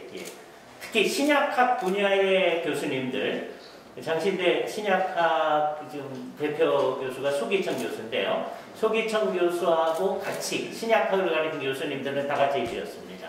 다른 국가는 아직 얘기 없고요. 서울장신에서 한 분 해주셨고요. 감신에서 한 분 같이 해주셨고요. 협성대학교 은퇴하신 교수님도 같이 해주셨습니다. 예, 감사합니다. 또 질문 해주시면 누가 없으신가요? 예, 뒤에 먼저 해주시고 그 다음에 정 목사님 해주시죠. 예. 안녕하세요. 저는 국민유보 정보부의 강수아 기자입니다. 예, 감사합니다. 성경 잘 들었고 또 말씀해주신 발제도 굉장히 잘 들었습니다. 충분히 신학자로서 지적할 수 있는 것 같아요. 두 가지입니다. 예. 첫 번째 지금 조금만 크게 해주시겠어요? 잘 안 들려서. 첫 번째는? 네, 첫 번째는 지금 독소 조항이 예. 포함된 차별 그렇죠. 예. 그리고 말씀하신 내용들을 보면 특별히 독소점으로 생각되어 있는 부분들에 대해서 이걸 나열해 주셨는데 예. 그렇다면 이 독소 조항이 제거되거나 수정된다면 이 차별 독소를 충분히 수용할 수 있다라고 받아들여요. 예, 그것부터 하죠. 왜냐하면 나중에 헷갈릴 수 있으니까. 두 가지 얘기를 할 수 있는데요. 독소 조항이 없으면은요, 이 법안 없어도 됩니다. 대한민국에 이미 다른 모든 것에 의해서 차별하는 것에 대해서 못하게끔 다 법적으로 조치가 되어 있어요. 따로 할 필요가 없습니다. 그죠? 그럼에도 불구하고 혹시 한다면, 그러니까 제가 생각할 때는 세 가지가 독소 조항인데요. 하나는 지금 오늘 얘기했던 성적 지향이나 성적인 행위에 의한 차별, 그게 독소 조항이고요. 가족의 형태에 의한 차별이라고 하는 게 독소 조항이고, 또 하나는 사상에 의한 차별도 하지 말자는 거예요. 요 세 가지가 이제 독소 조항인데 우리는 요번에는 그 성적 차별 그 중심으로 했습니다. 그죠? 그러니까 그거에 대해서만 없다고 하면은 아마 이 안이 있을 때 우리 교수님들이 다 찬성했을 겁니다. 그죠? 그런데 그때도 우리가 걱정하는 건 뭐냐 하면 일단 이 법안이 만들어지면은요, 그 다음에 그거를 수정하기는 너무 쉽습니다. 그래서 그때 지금 독소 조항을 또 집어넣을까봐를 걱정하는 분들이 많이 있어요. 그게 문제입니다. 첫 번째 질문에 대해서는 그렇게 답하고요. 두 번째 질문은? 네, 그러면 답변 감사하고요. 그럼 이 독소 조항들에 대해서 국회 쪽에 이런 신학자들의 의견을 전달하기 위해서 어떤 노력이나 계획을 갖고 계신지 궁금합니다. 예, 혹시 그러니까 이번 모임은 우리가 2020년도에 했을 때 그게 576명이 맨 처음에 서명하셨어요. 376명. 그리고 이번에는 이제 517명이 같이 하셨거든요. 우리 사회에 얼마나 이 문제가 더 심각해졌는지를 보여주는 거죠. 그때도 그 다음에는 이제 신학교 교수님들뿐만 아니라 일반 대학 교수님들하고 같이 해가지고 우리가 논의를 하고 있는데요.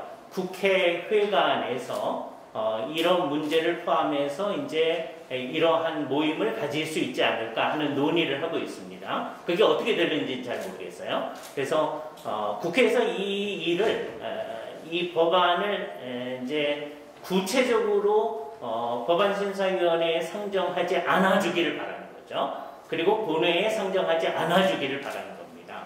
그래서 그게 하지 않는다면 우리가 뭐 굳이 국회까지 찾아가서 할 필요는 없겠고요. 그런 일이 발생하지 않게끔 우리 언론들이 힘써 주셔서 그런 일들이 있지 아니하도록 해주시기를 부탁드립니다. 정 목사님 질문해 주시고요. 질문 자, 우리가 신학으로 이렇게 해가지고 차별금지법을 막을 수 있느냐 전략적으로 한번 가봅시다. 우리가 했다. 그럼 저쪽에서 뭐라 그래?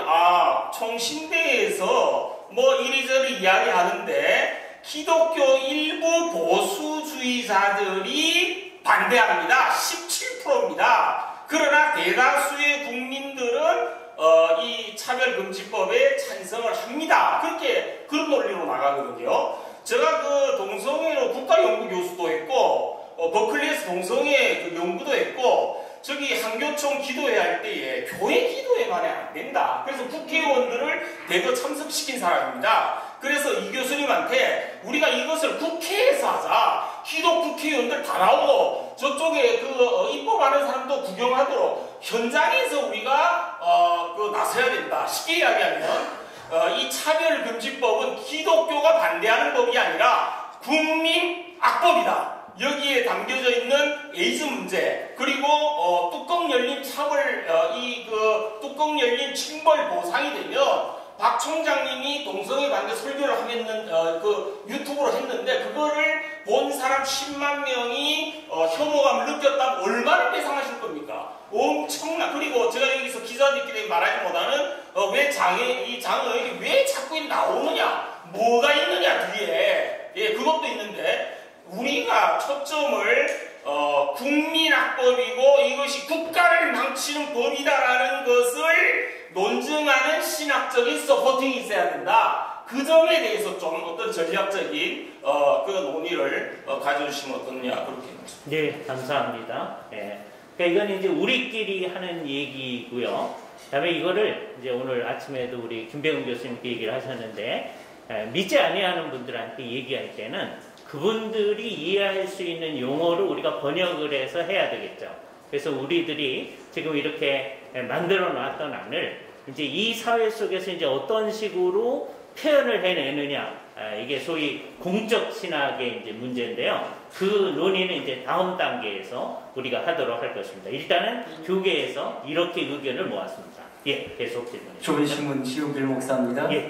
아까 말씀하신 것처럼 법제화에 있어서 어떤 독소 조항이 없어진다 할지라도 개정을 통해서 그런 요소들이 나중에 추가될 수 있다는 그런 부분들을 많이 염두에 두고 하셔야 될 것 같고요.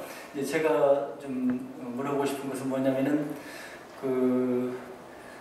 이번에 그 법안을 추진하는 사람들이 공청회를 했다고 하는데 지금 우리 교수님들과 같은 이런 성경적인 또 바른 이런 가치관과 또 논리를 가지고 있는 분들이 그 공청회에 참여했는지, 혹시 참여를 안 하게 됐다면 왜 안 했는지 좀 그 부분이 좀 알고 싶고요. 제 의견은 이제 적극적으로 그런 분들 참여를 해서 이렇게 해야 된다는 그런 입장이고, 또 한 가지는 뭐냐면은 차별금지법 반대 찬성에 대한 그 여론조사에 대해서 이제 말을 하는데 우리의 생각과는 전혀 다르게 응답이 뭐 찬성 쪽으로 많다 이렇게 나오잖아요. 근데 이제 이게 질문에 따라서 다르기 때문에 그 조사하는 부분에 있어서도 당신들 마음대로 질문을 만들면 안 되고, 우리 쪽에 반대 진영이라고 볼 수 있는 우리 쪽에 함께 협의를 해서 질문 조항을 만들자. 그리고 여론조사를 하든지 그렇게 하자. 이렇게 좀 주장을 하셔야 되지 않을까 그런 생각을 합니다. 일반 시민들도 동성애 이 차별금지법이 어떤 의미인지를 잘 알게 되면 상당히 많은 수가 반대합니다. 70몇 %가 반대한다고 그래요. 그러니까 상황을 잘 모르면 이런 차별하는 일이 이 세상에 있는데 차별하는 걸 찬성하시고 반대하시고 그러면 차별하면 안 되죠. 이렇게 얘기를 하죠. 그러나 구체적으로 설명을 해주면 우리 사회 안에서 그래도 일반 은총 안에서 사람들이 저항하는 사람이 훨씬 더 많다고 생각합니다. 그래서 지금 말씀하신 것처럼 정당하게 문항이 제대로 된 여론조사가 일어나는 것은 굉장히 필요한 일이고요. 6월 25일 날 있었던 그 공청회 때문에 사실 이 일이 이루어진 겁니다.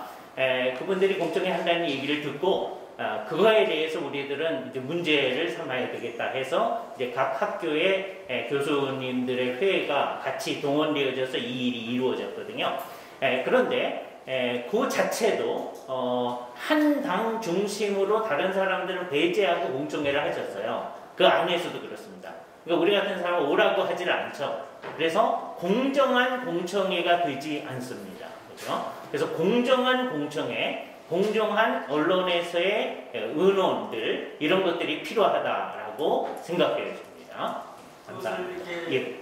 저 자리에서 의견을 왜 공정하게 다양한 의견을 듣지 않느냐 이렇게 좀 할 수 있는 어떤 통로가 없나 해서요.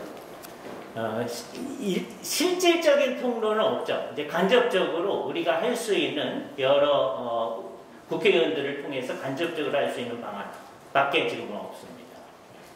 아마 류쌤 말씀해 주시죠. 네, 안녕하세요. 코람디오닷컴 이재훈 목사입니다. 먼저 여러 신학교들이 연합해서 차별금지법 반대 기자회견 및 성명서 발표해 주시면 진심으로 감사드리고요.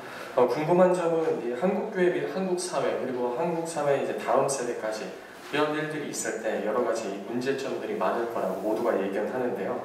현재 신학교 및 이제 신학대학원에서 특별히 이번 기자회견에 참여해 주신 여러 신학대학원, 신학교에서 이런 차별금지법 관련된 해악성, 위험성을 신학적 문제 이렇게 어떻게 가르치고 계신지 혹은 아직 가르치지 않고 계시다면 어떻게 가르칠 계획을 갖고 계신지 좀 듣고 싶습니다. 예, 교수님서부터 각 학교 상황을 교수님 상황서부터 얘기하시죠. 저희가 이제 5월 3일에 이런 독소조항에 대한 차별금지법 선언서를 처음 이렇게 발표를 하면서 특별히 이제 그 당시에 여러 가지 법적인 재정들이 시급하게 이렇게 돌아가는 가운데 자칫 이때를 놓치게 되면 이런 선언서도 만들기 어렵겠구나 하는 그런 위기의식을 가졌었고 그래서 교수님들이 함께 모여서 이것을 오랫동안 토론을 하고 또 문안을 작성을 해서 선언서를 발표를 하게 되었는데 저희 고신에서는 뭐 원장님을 비롯해서 모든 교수님들이 성경적인 가정 그리고 또 교회 무엇보다도 이제 영혼 구원과 영혼 돌봄 이것에 대해서 중점을 가지고 그 선언서가 작성이 되어서 발표되었을 때 아마 수업 시간에다 저도 저를 포함해서 다 학생들에게 이렇게 발표를 했고 그리고 또 홈페이지나 이런 걸 통해서 또 코람디오닷컴 통해서 우리 교단 전체에 우리가 이런 기준을 마련했다라고 하는 것을 이야기를 했습니다. 그래서 우선 뭐 가장 바람직한 것은 사회 전체가 이런 중심에 대해서 납득을 하고 또 이해를 하게 되면 가장 좋겠지만 그러나 먼저 신학교에서 이 입장을 선명하게 선을 긋고 우리의 입장이 무엇인지 성경적인 해석이 무엇인지를 바로 기준을 세워주어야 또 교회도 사회도 새롭게 방향을 잡을 수 있겠다는 그런 생각으로 선언서를 발표하고 또 교육을 그렇게 계속해서 하고 있습니다. 네, 이상입니다. 감사합니다. 국제인데. 네, 뭐 당연히 저희는 이제 신학대학원이기 때문에 이번 성명서에 모든 학생들이 다 공감을 하고 다만 이제 걱정은 아까 제가 발제 중에도 말씀드렸다시피 그러니까 교회를 다니지 않는 그 비그리스도인들의 주장도 문제지만 소위 이제 그리스도인이라고 하는 분들 중에서 옹호하는 분들의 목소리가 더 커지기 때문에 이게 이제 저는 더 큰 심각한 문제라는 개인적인 생각이 들고 그러면 이제 우리 신학교에 있는 우리 신학생들이나 이제 졸업한 목회자들께서 이제 그 교회의 청년들을 이제 지도해야 될 텐데 이제 청년들에게 있어서는 이제 두 가지 이야기를 같이 듣게 되기 때문에 이런 부분에 있어서 좀 우리 신학교육도 굉장히 심각한 좀 도전의 측면이 있지 않나 생각이 들고 좀 더 이 부분에 대해서 더 깊은 고민을 하고 더 나아가서는 또 청년들이 그렇게 지금 지금 점점 생각이 바뀌어가는 이유 중에 하나는 우리와 다른 생각의 이야기를 들을 뿐만 아니라 소위 보수적이고 복음적이라고 하는 교회 안에서 일어나는 비상식적인 일들에 대한 또 이렇게 환멸 같은 것들이 있기 때문에 그게 더 큰 또 어려움이 있다고 생각하고, 그래서 바르게 이런 동성 결혼의 문제점을 잘못된 것도 가르치는 것도 중요한데, 또 우리 교회 안에 내부적인 일에 대해서 잘못된 것에 대해서 좀 더 성찰하고, 신학교도 신학교 안에 있는 문제에 대해서 성찰해 나가고, 교회도 교회 안에 있는 문제를 성찰해 나가면서 이런 문제를 같이 협력해 나가면 그나마 저는 그래도 좀 더 나은 결과를 얻을 수 있지 않을까 하는 조심스러운 생각을 해봅니다. 네, 충신대학교 신학대학원 같은 경우에는 이번에 이 성명서를 이제 제출하고 서명을 받을 때 모든 교수님들이 마음을 모아서 바로바로 서명을 해주신 걸 봐서 다들 동의를 하고 있으시고, 각각의 수업에서는 어떻게 하시는지 모르겠지만 저 같은 경우에는 이번 학기에 기독교 윤리 과목을 가르치고 있기 때문에 제가 이 내용을 꺼냈었어요, 한번 수업 시간에. 그래서 평등법이라든지 차별금지법이 어떻게 생각하냐고 전사님들 합동 측 목회자 후보생들인데 전부 다 여쭤봤더니 이걸 잘 모르는 분들은 평등법 자체를 긍정적으로 평가하더라고요. 그래서 제가 그렇게 생각하지 마시고 이 평등법 자체가 갖고 있는 내용들을 좀 소개를 시켜드리니까 그 다음부터는 되게 놀라더라고요. 그러니까 생각보다 이거에 대해서 모르고 있는 사람들은 대부분 이것이 평등이기 때문에 좋다고 생각하는데, 이 내용을 정확히 우리가 좀 더 알려주고 또 공청회도 하고 이런 자리를 통하여서 좀 알면, 저는 이것은 정치적 보수 진보랑 상관없다고 보거든요.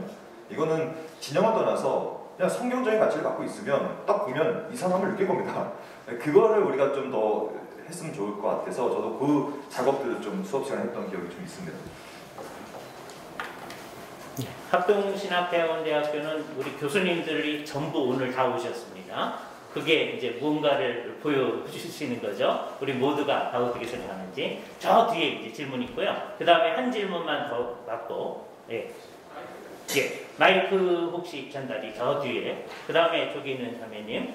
그리고 안녕하십니까. 저는 크리스찬 청년이고요.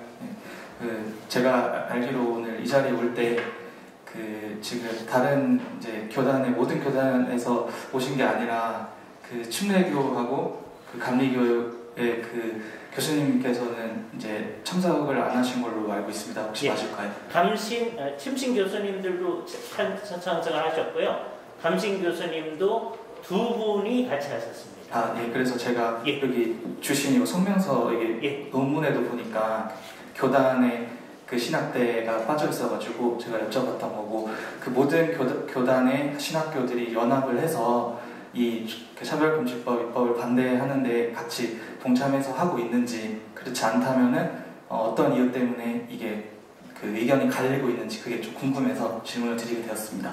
거기 안에 있는 이제 교수님 일동으로 되어 있는 학교들이 있을까요? 그건 모두가 찬성한 학교들이고요. 그냥 교수들 이렇게 되어 있는 학교는 안 그러신 분들이 있고, 아주 소수만 참여하신 학교들도 있어요. 거기에는 이제 대부분의 분들이 여기에 대해서 별로 관심이 없으시든지 아니면 찬성하시든지 그런 학교들이 있죠. 그런 상황이라고 하는 것을 아시면서 그게 우리나라의 기독교계의 신학의 양상을 보여주는 것이다 라고 이해를 하시면 될 것입니다. 그러니까 여기 있는 분들은 이게 찬성하신 분들은 성경이 말하고 있는 원칙을 그대로 지켜가려고 하는 분들이다, 이렇게 이해를 하시면 되겠죠. 저 끝에 계시는 분, CTS에서 오셨나요? 마이크를 좀 전달할 수 있을까요? 네, 형제님이 가지고 계십니까?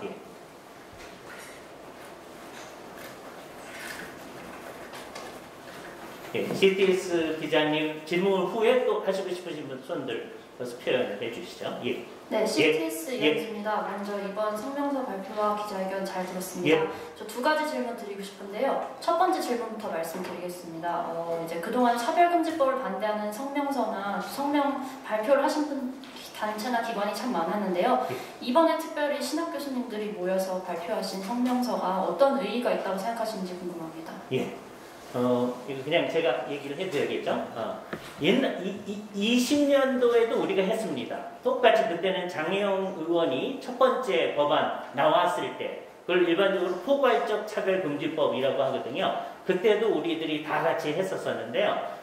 그때는 학회를 중심으로 해서 한국보험주의신학회를 중심으로 해서 한국개혁신학회, 한국장로교신학회 등등, 한국성경신학회 등등 한국에 있는 신학회를 중심으로 해서 회장님들을 중심으로 발제를 했었고요. 물론 이제 내용에 있어서는 다 같은 내용이고 같은 분들이 참여하신 거예요.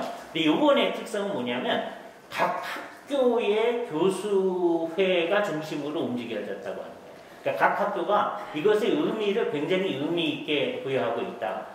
그래서 총신에서 매우 적극적으로 같이 해주셔서 총신, 신대원 전부, 그다음에 대학교에 있는 교수님들 그리고 다른 학교에서도 다 이렇게 같이 해주셨고요. 여기 지금 인쇄물에 빠져 있는 이제 학교 명단으로 보면 영남신학대학원 신학대학교의 교수님들이 상당히 많이 같이 해주셨어요. 그 명단 속에는 있고요. 그다음에 백석대학교 장정현 총장님 이외의 교수님들 같이 많이 해주셨습니다. 거기에다 덧붙이시면 될 거예요. 그래서 요번에는 뭐 이전에도 우리가 한 적이 있지만 각 학교, 신학교에 있는 교수단을 중심으로 같이 의견을 같이 해서 표현해내는 거고 그게 어떤 의미에서는 굉장히 의미 있는 일입니다. 왜냐하면 각각 성격이 다른 학교들이 이 문제에 있어서는 같은 의견을 같이 해서 이렇게 표현해낸다고 하는 것은 아주 의미 있는 일이 되어집니다. 두 번째 질문. 예. 이렇게 학생들을 양성하는 신학교에서 이렇게 단체로 성명서 내주신 거에 의의가 있다고 생각하는데요. 이제 두 번째는 이제 반대 성명서를 발표하는 것뿐만 아니라 구체적인 해결점이 제시될 때가 아닌가 생각이 듭니다. 사실 차별금지법에서 보호한다고 말하고 있는 사람들이 단지 동성애자나 양성애자뿐만 아니라 뭐 한부모 가정이라던가 우리가 기본적으로 일반적으로 알고 있던 가정 형태가 아닌 것 이런 사람들을 얘기하고 있거든요. 근데 이제 어느 날 갑자기 이들이 등장해서 우리를 인정해달라, 보호해달라 이렇게 말하는 게 아니라 이들이 예전부터 있었고 점점 더 많아지고 있는 사회가 되고 있지 않습니까? 그래서 이제 아무래도 이렇게 상명서를 발표하는 것뿐만 아니라 어떻게 우리가 영혼구현 사역이라든지 구체적인 해결점을 좀 제시했으면 좋겠는데요. 신학 교수님들은 좀 어떻게 생각하시는지도 그리고 어떻게 방법을 생각하고 계신지 말씀해 주시면 좋겠습니다. 예, 아까도 얘기했지만 우리가 다른 형태의 차별, 그러니까 예를 들어서 한부모 가정에 대해서는 전혀 차별하면 안 되죠. 그죠? 또 미혼모 가정이 있을 때 어머니가 애를 낳았는데 거기는 너희가 법적으로 가정이 아니기 때문에 지원할 수 없다. 그러면 안 되잖아요. 그런 거에 대해서 차별하지 말자는 건 전혀 아닌 거거든요. 그것하고 함께 이런 동성애 문제, 그래서 동성애 커플이 가정으로 하려고 하는 만일에 지금 현재 우리나라에서 그게 안 돼 있는데요. 이 법안이 통과되게 되면 분명히 그것도 공정한 가정으로 등록하게 되고 정당하게 인정받아줘야 되는 결과가 나타나는 거죠. 그것을 문제 삼는 겁니다. 그럴 때 우리들은 아까 말했던 대로 한부모 가정 이런 것들에 대해서 보호하고 잘 도와주고 하는 것은 여태까지도 열심히 해왔고 계속해서 열심히 해야 된다. 그걸 강조하는 것이죠. 그리고 그거는 다른 법률로도 많이 보호되어지고 있다. 그것을 잘 지키만 하면 된다. 이 특별한 이 법안이 있어서 그런 가정들이 더 잘 보호될 수 있는 게 아니다. 우리는 그런 가정들을 더 잘 보호하기 위해서 노력한다. 라고 하는 것을 강조해야 할 것입니다. 예. 네, 한부모 가정 그런 얘기가 이제 중점이 예. 아니고요. 이제 앞으로 또 동성애자, 양성애자 이런 사람들이 더 많이 발생할 수도 있을 것 같은데 앞으로 신학대학이나 또 한국교계가 어떻게 대책 마련을 하고 어떤 좀 방법을 맞춰 구체화할 수 있을지 이걸 여쭤보는 거였습니다. 예, 두 가지 얘기를 해야 되는데요. 이게 이제 일종의 일반 은총에 대해서 저항이 아주 극심해지는 일이거든요.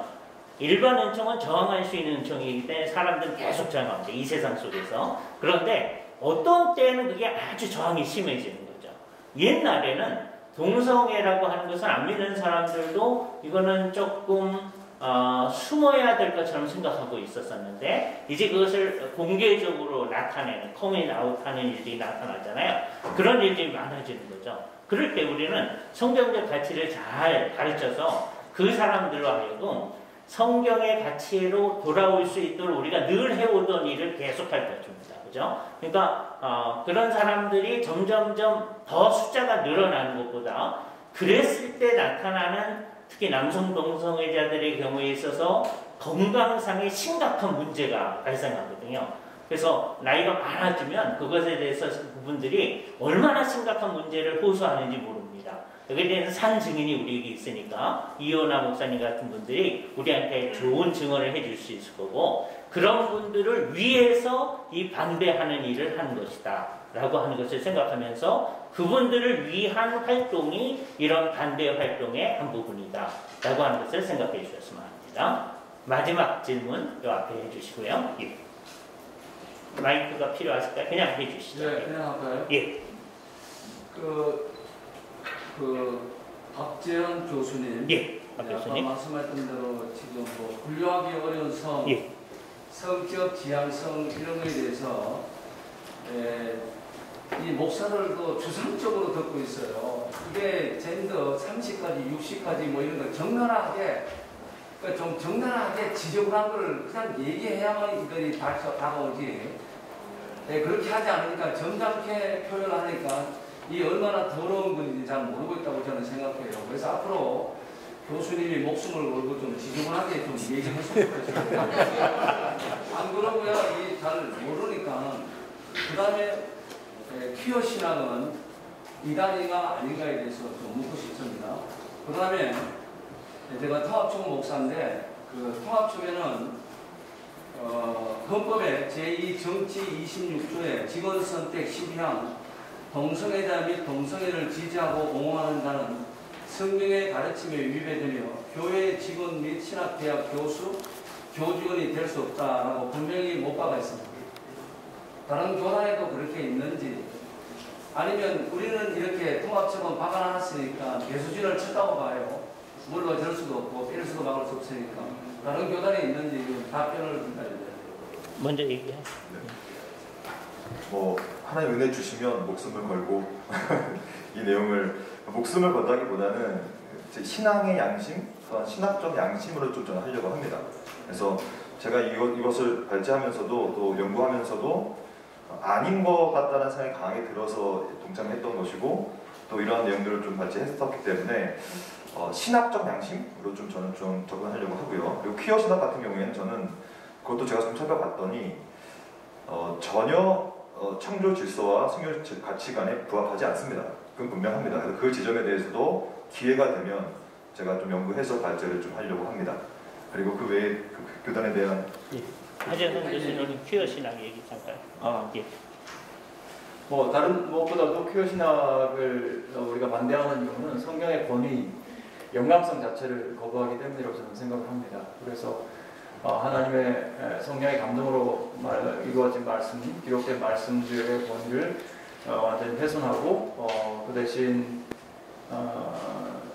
현실에 의해서, 다시 말하면 우리가 성경 말씀과 그 본문 텍스트를 기준으로 해서 그 말씀이 우리 현실을 이렇게 품고 포용하도록 하는 그런 기준이 되어야 되는데, 현실을 기준으로 성경 말씀을 재구조화하고 뭐 재구성하고 그 성경 말씀 자체의 진리를 왜곡하는 것은 저는 뭐 이제 기독교일 수 없다고 그렇게 생각합니다. 제가 보는 건 이단이냐 아니냐. 예, 우리 입장에서는 퀴어 신학이 이단이라고 말해요. 왜냐하면 그거는 이제 여태 많은 책들을 우리가 논의를 해왔어요. 그런 책들을 많이 했으니까 그 내용을 들여다보시면 그게 이단적이다라고 누구든지 얘기할 수 있을 것입니다. 장신대가 그 얘기를 규정했다고 해서 이 법안이 통과되었을 때 학교에서 어떤 분이, 장신대 어떤 학생이 나는 동성애자인데 계속을 학생으로 있을 수 있게 이 법안의 근거에서 있을 수 있게 해주십시오. 그러면 그 학생을 없앨 수 없습니다. 직원을 없앨 수가 없습니다. 그러니까 그 법안을 우리 총회 헌법에 해놨다고 해서 안 되는 게 아니에요. 이 세상 사람들은 그래서 이 법안이 통과되어지면 우리가 규정해 놓은 게 다 쓸데없어집니다. 이 법안이 이것에 근거해서 다른 모든 것들을 다 고치도록 유도를 하고 있어요. 그죠? 그래서 우리나라 헌법도 지금 어떻게 되어 있냐면 남성, 여성, 양성으로 되어 있거든요. 헌법에는 양성평등을 강조합니다. 근데 일부 사람들이 성평등을 지향해 나가요. 그때 성평등이란 말의 뜻은 양성평등을 줄여서 쓰는 말이 아니라 그 함의가 뭐냐면 남성, 여성 그밖에 분류할 수 없는 제3의 성, 미국처럼 33개 다 얘기할 수도 있는 거예요. LGBTQ 전부 다 집어넣어서 생각을 하자라고 하는 게 이 법안을 만든 사람들의 의도입니다. 그래서 우리가 이것을 교단법으로 규정해 놨다고 해서 안심할 수 있는 게 아니고 이 법이 한국의 법이 되지 않도록 지금은 법안의 형태로 2개가 있습니다. 그러나 이게 대한민국의 법이 되지 않도록 우리는 애써야 할 것입니다. 3가지 광고하고 다음에 이제 맨 마지막 할게요. 교수님 먼저 광고하시면 먼저 하고 3가지 광고하도록 하겠습니다. 첫 번째는 이게 끝나면은요 여기 교수님도 그냥 계실 거예요. 여기 앞에 계실 테니까 질문이 있으시면 다 오셔서 질문 계속 해주시기 바랍니다. 좀 수고들을 해주시기 바랍니다. 2번째는 아까 그 차를 가져오신 분들 주차권에 대해서 누가 얘기를 해주실 수 있다고 그러셨죠? 안내를 해주실 겁니다. 지금 말씀드릴게요. 예. 일단 여기에 반드시 기념을 해주셔야 됩니다. 그러면 제가 기록하신 분들은 다 그 주차권을, 무료 주차권을 4시간까지 드릴 테니까 여기 근데 기록 안 하시면 제가 갖고 있는 거 숫자가 안 맞으면 곤란하거든요. 저희가 이제 주차권의 실행 합격과 별개라 저희가 주차권을 다 구입을 하고 있습니다. 그 점 좀 양해해 주시고 기록해 주시면 감사하겠습니다. 그러니까 쓰신 다음에 받아가지고 나가야 되죠? 쓰신 분들은 일단 제가 다 드릴 거니까. 준비를 했으니까요. 예. 반드시 좀 기록해 주시면 좋겠습니다. 좀 마지막 소개. 네. 자, 이제 마지막으로 합동신학대학원대학교 전 총장님이신 박형룡 교수님께서 나오셔서 마지막 정리 발언과 기도해 주시겠습니다. 교수님 나오시는 동안에 여러분 보면 여기에 이와 비슷한 게 군형법을 수정을 하도록 군형법 92조 6항에 판례 변경과 장혜영 의원 등 12인이 발의한 군형법 일부 개정 법률안을 반대하는 안이 있습니다. 여러분들 잘 보시고 이 중에서 반대하는 안 중에서 어떻게 수정했으면 좋겠다라고 하는 안이 있으면 써주시고요. 아니면 여기에 사인을 해주시고 가시면은 우리가 또 힘을 합쳐서 이게 다 연관된 문제거든요. 군대 안에서 동성애가 허용될 수 있도록 하자는 거예요. 이 사람들이. 그걸 반대하는 의안입니다. 같이 여러분의 의견을 모아주시기 바랍니다. 박 교수님 말씀해 주시고 기도해 주시겠습니다. 이런 모임을 신학대학교 그리고 우리 신학자들이 함께 모여서 이 교회뿐만 아니라 또 신학대학뿐만 아니라 이 사회 전체에 아주 중대한 영향을 끼칠 그런 잘못된 법에 대해서 견해를 발표하고 또 앞으로 그 방향으로 반대하는 그런 방향으로 추진하는 그런 모임의 시작이 이렇게 된 것 너무너무 감사하게 생각하고요. 그리고 지금까지 발표하신 그 모든 내용들이 제가 뭐 더 이상 말씀을 드릴 필요는 없을 것 같고 참 잘된 그런 내용들인 것 같고요. 그저 생각하기로는 성경 66권이 창세기에서부터 계시록까지 하나님께서 우리에게 믿음과 삶의 규범으로 주셔서 그 말씀에 따라서 살면 즐거운 삶을 살 수 있고 평안한 삶을 살 수 있는데 이제 죄가 세상에 들어와서 그런 그 평안한 삶을 살지 못하게 하는 그런 방향에 대해서 지금 바로잡자 하는 것인 것으로 생각을 할 때 우리가 더욱더 열심을 내서 이 부분을 바로잡아야 되지 않겠나 그런 생각을 해봅니다. 그리고 이 차별금지법 물론 차별 잘못이지요. 평등 얼마나 좋습니까? 공의, 공정 너무 좋지요.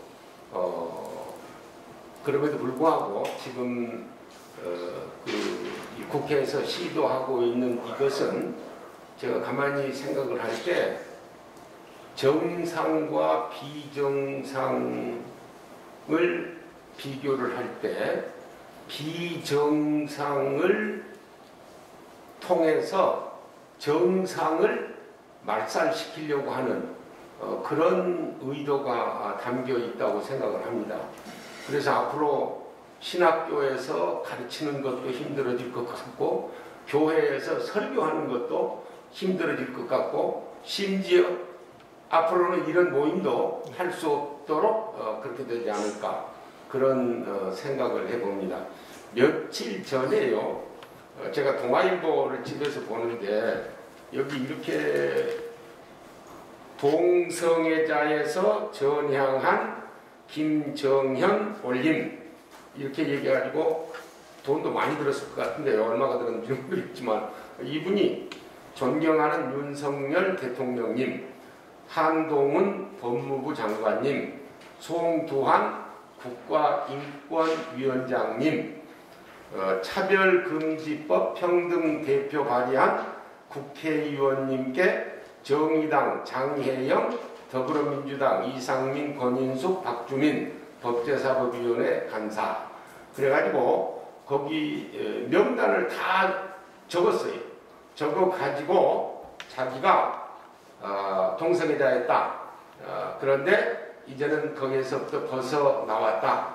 그런데 얼마나 참 참담한 삶을 살았는지 참 표현하기 힘들다. 그리고 그 동성애자로서 나이가 드신 어르신들은 진짜로 너무너무 힘들어 하신다. 그런 내용을 한 페이지 다 썼어요. 자기의 경험을 통해서 이런 것을 통해서 볼 때도 이건 비정상이니까 비정상을 고치는 방향으로 해야지 비정상을 제대로 된 것으로 생각을 해서 정상을 억압하고 진짜 차별하려고 하는 것은 그건 잘못된 것 아닌가 이래 생각을 합니다. 우리 성경을 하나님의 말씀으로 믿는 신학자들 또 목사님들 또 우리 성도 모든 분들 정신 차려서 이 법이 통과되지 않도록 노력해야 될 것 같습니다. 그리고 한 가지 부탁은 제가 아까 국민일보 기자 제 옆에 앉아 계셨는데 성함은 누군지 모르겠습니다만 야간 국민일보 또 CTS 또 다른 그 사회와 직접적인 그 컨택이 쉽고 영향력을 많이 발휘할 수 있는 그런 신문이고 기관들이니까 그분들이 조금 더 적극적으로 이 부분에 대해서 홍보를 하고 그래서 사회가 알지 못하고 그냥 보통 사람들이 공의, 평등 그거 좋지 않냐 그거 해야 된다 이런 식으로 생각하지 않도록 좀 역할을 해주셨으면 얼마나 좋을까 그런 생각을 했습니다. 감사합니다.